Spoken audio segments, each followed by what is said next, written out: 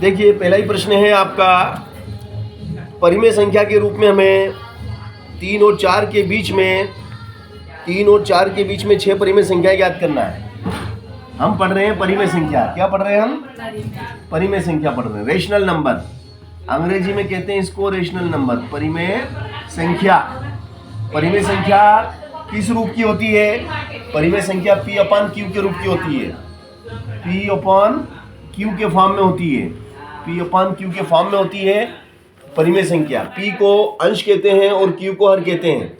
ऊपर वाला जो अंक होता है वो अंश कहलाता है, नीचे वाला हर कहलाता है। अब हमें 3 और 4 के बीच में कितनी परिमेय संख्या निकालना है? 3 और 4 के बीच में 6 परिमेय संख्या निकालना है। ये भी एक परिमेय संख्या है। क्यों? अब P/Q के रूप में कैसे है? नीचे एक रहता है,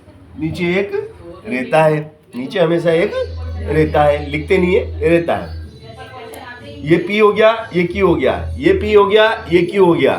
ओके, अब ये भी एक परिमेय संख्या है और ये भी एक परिमेय संख्या है। तो दो परिमेय संख्याओं के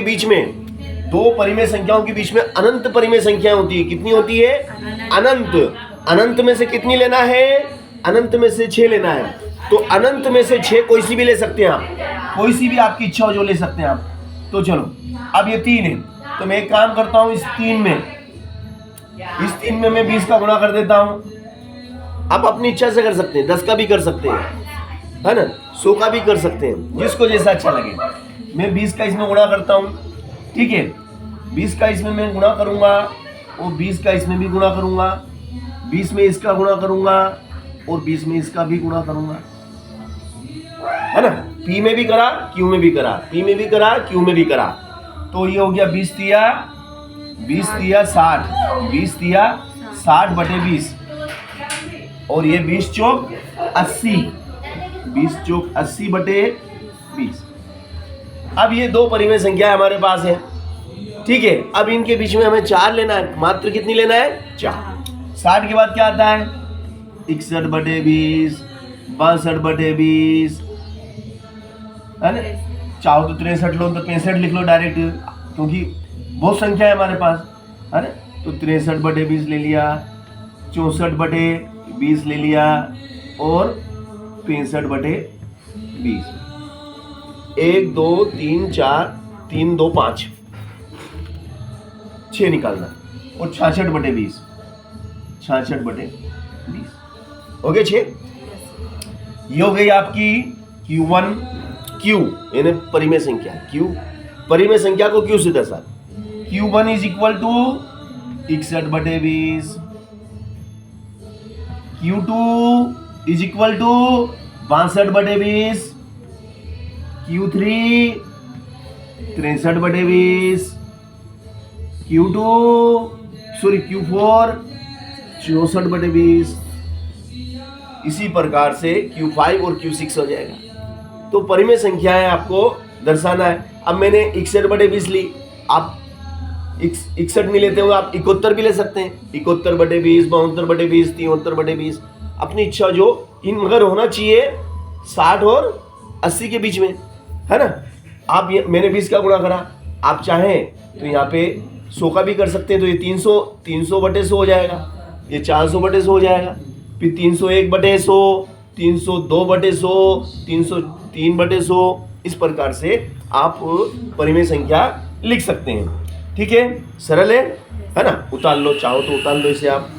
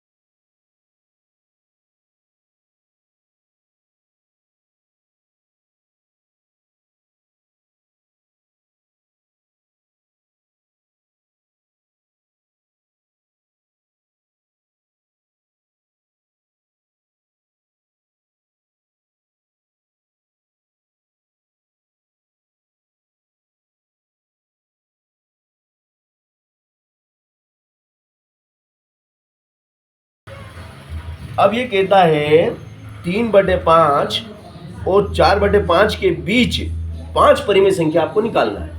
3/5 और 4/5, ये भी एक परिमेय संख्या है और वो भी एक परिमेय संख्या। अब इन दोनों परिमेय संख्याओं के बीच में अनंत परिमेय संख्याएं होती है। अनंत परिमेय संख्या में से केवल आपको कितनी लेना है? आपको केवल 5 लेना है। कितनी लेना है? 5 परिमेय संख्या लेना है। तो 5 को पहली को मान लेंगे Q1, दूसरी को Q2, Q3, Q4 और Q5।